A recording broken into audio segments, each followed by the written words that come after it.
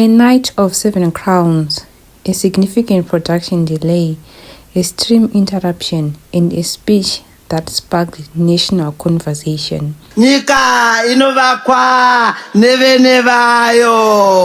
The Miss Universe Zimbabwe 2026 grand finale held at Harare Hippodrome on June 6 was intended to be a landmark moment for the nation's pageantry. Organizers had a clear, bold vision. They aimed to elevate the standard of the pageant by crowning 7 title holders in one evening.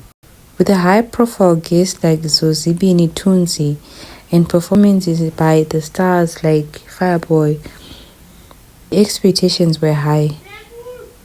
However, the execution faced significant challenges. Today we are looking at what happened behind the scenes, the technical difficulties that interrupted the broadcast, and why the format of this mega event is raising questions about the current state of the pageantry.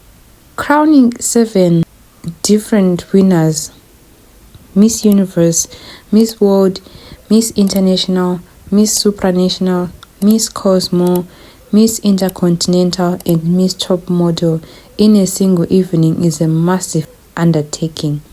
But this brings up a critical question. Should these pageants be consolidated into one event? Each of these 7 titles is a distinct entity. They typically operate with their own heritage, judging criteria, and brand standard. When you merge 7 unique competitions into one production, you create a complex logistical challenge that often dilutes the identity of each individual contest. We also have to consider the contestants here. Many models prepare for specific pageants based on their unique requirements. By forcing them into one mega pageant, we create an environment that isn't entirely fair to those who spend months tailoring their skills in branding to a specific content. Furthermore, this format is often a telltale sign of a broader issue in the beauty industry: the lack of sufficient funding. Organizing 7 independent, high-quality professional pageants is expensive. Pulling them into one event is a logical way to cut costs and share overhead. But it suggests that the industry is currently struggling to secure the capital required to run these events as the standalone prestigious competitions they are intended to be.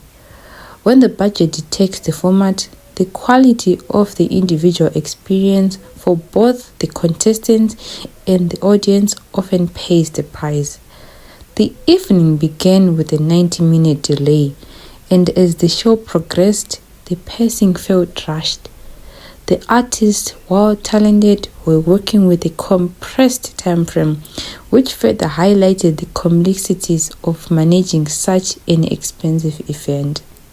The logistical strain of all-in-one event was further exposed when the broadcast ran into major trouble.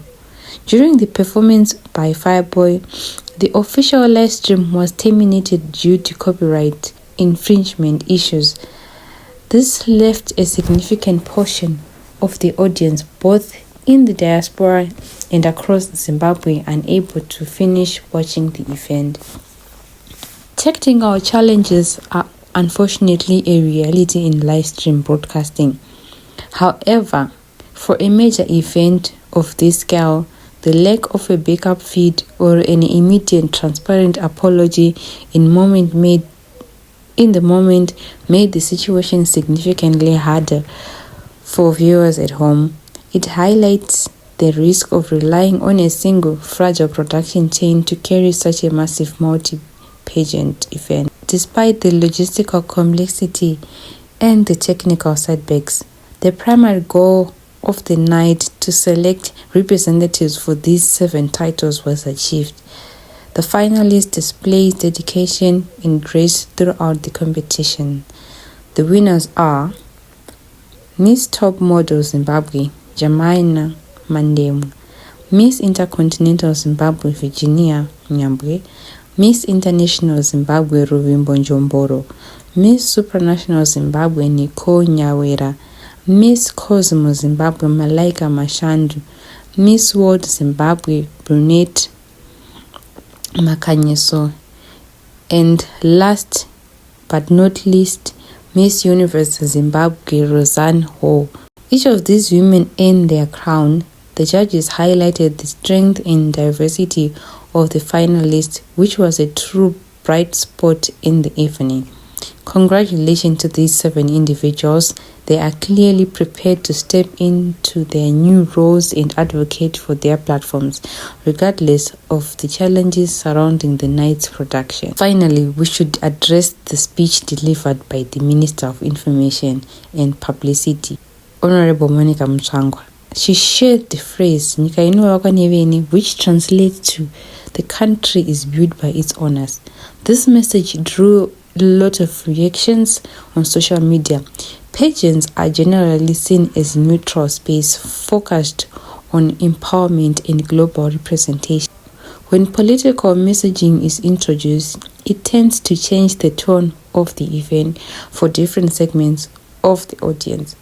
It's a point worth reflecting on. How can pageants best maintain a platform that remains inclusive and welcoming to all? As for today, we wait for a formal statement from the organizers, including the board chairman and national director, regarding the technical difficulties. Moving forward, the conversation needs to shift towards sustainability. If these titles are to truly thrive, they may need to move away from all-in-one format and find a way to operate with dedicated funding and focus that each unique pageant deserves.